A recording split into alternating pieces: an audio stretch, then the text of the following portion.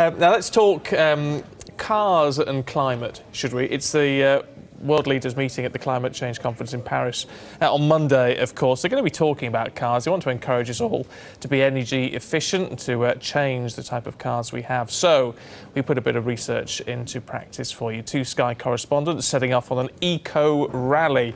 So we have two teams for you. We have Team Hydrogen, led by Thomas Moore, our science correspondent. Team Electric, led by our technology correspondent Tom Cheshire, both leaving Sky headquarters here in leafy London at the same time.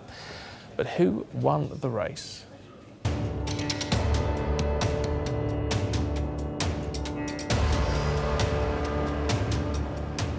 World leaders meet in Paris on Monday for a crucial summit on climate change, and we'll all be asked to cut our greenhouse gas emissions. That means giving up on petrol and diesel. We'll be driving to alternative green technologies here from the Sky News studios in West London, all the way to the conference in Paris. It's our own eco rally. I'll be driving the first hydrogen-powered car for sale in Britain. This is a version of Hyundai's iX35. And I'll be in the best-selling electric car today. That's the Nissan Leaf. My car turns hydrogen into electricity and has the same range as a petrol. The Nissan Leaf has a realistic battery range of 80 miles. We'll need to plot our stops carefully. Just 4 hydrogen filling stations in the UK. Luckily, one's close by. Plug it in, and that should, in 3 minutes, give me enough hydrogen to take me all the way to Paris. Fingers crossed. Here we go.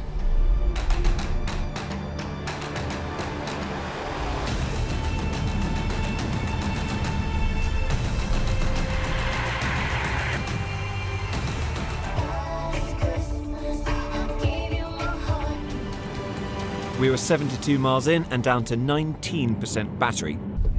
First charge of the day, let's give it a whirl. We're probably going to have to leave this for around half an hour, but that is now charging. We'll leave it, we'll go get a coffee, come back when it's done. We're just pulling into the Channel Tunnel for the Eurotunnel, and hopefully this is where the race is going to be won. Thomas is stuck on a ferry because he's got a hydrogen car. He's not allowed inside in case it explodes. While Tom was boarding, I wasn't far behind. Cheers then. But my crossing takes an hour longer, and I've just missed my ferry. The first to France, come on.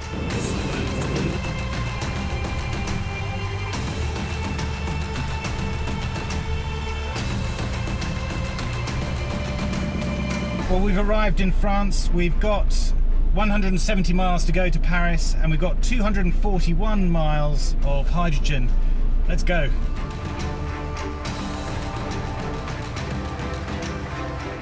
I mean, where are we? What is this? I mean, the middle of nowhere. I mean, this isn't very close to the motorway. It's putting us back. It's not the most convenient place and there's an initialization error. At this stage, not even really worried about losing to Thomas. It's more just being stuck here. Well, we're not even a third of the way to Paris, but a bit of drama. Tom Cheshire and Team Electric are almost out of juice. They've sent an SOS. Oh, Tom, gonna have to concede at this point, Thomas. Well played. Commiseration. Our journey finished here. If electric cars are going to be a viable long-distance option, the recharging network needs to improve. We pressed on to the conference centre. A normal car would have produced enough carbon dioxide to fill a large van, but we've emitted just water vapour. A victory for Team Hydrogen and the climate. So, is this going to work? Is it going to persuade us to be more green? Do people want us to be more green? Let's talk to Stuart Masson, co-founder of the Car Expert blog. Good morning. Morning, how are you? Well, yeah, I'm all right. I mean, watching this, it's interesting seeing what they can do and how they perform against each other. But are they actually still driving as we expect cars to drive? We think of cars driving. Yeah, they do. They're very much engineered to feel like any other car. So you still accelerate, you still brake, you still steer. They drive very similarly to a normal car. They're quiet, they're smooth. Any car that's electric rather than petrol or diesel is going to be a quiet, smooth drive. Yeah. No surprise with this that obviously the electric had a problem. Because it's not got a great range. No, the battery-powered electric car is ideally suited for city driving. So if you're going to do 40 to 50 miles a day, plug it in overnight, it works perfectly for that sort of use. It's not ideal for driving from London to Paris. Yeah. These cars aren't cheap though, are they? And we were just saying that, what, around 30 grand? You have to be making a real commitment to the environment Yeah, here. correct. The cost at this stage for the average person is still not ideal. It's more than you would want to be spending, and you're not going to recover that. But for people who want to drive the newest type of motor car that's available, and that is the most efficient, environmentally friendly car around, yeah, it might be worth it. But for the average person, not yet. Are they nippy? Yeah, they are, because you put your foot down and you get instant response, whereas a petrol or diesel engine, it takes a while to rev to get the performance. Not long though. Not long. See, now I have to say I'm a petrol head. Yep. I'm a petrol head. I like my cars, and I do a lot of driving because I live quite a long way from London. Yes. See, there's something about this, just that I'm not going to get the same thrill out of it.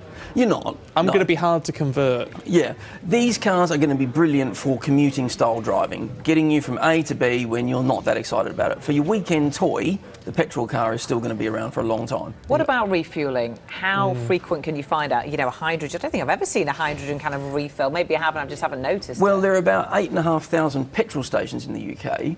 There are 4 hydrogen stations in the UK. Okay, so I definitely So haven't. known. you probably haven't seen one yet, but this is still quite new.